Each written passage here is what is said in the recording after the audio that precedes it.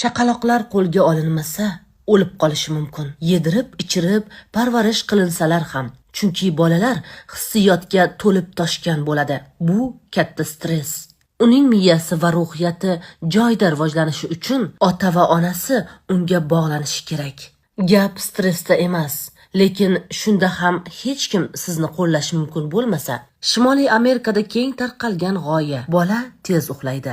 Agar uni yig'isi befarq qoldirilsa, ko'krakdan oziqlanishida muhimi sut emas, ko'krakka tegish.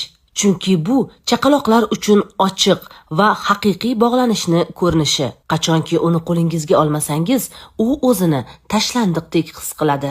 Agar bolani kuni bo'yi qo'lingizga olmasangiz, bola jarohat oladi. Biz esa baribir onalarga shunday qilishni maslahat beramiz. Bu insonning haqiqiy ehtiyojlari. Agar insonning jismoniy va ma'naviy ehtiyojlarini birlashtirsak, bola uchun ota-ona bag'rida uxlashdan tabiiyroq narsa yo'qligi aniq.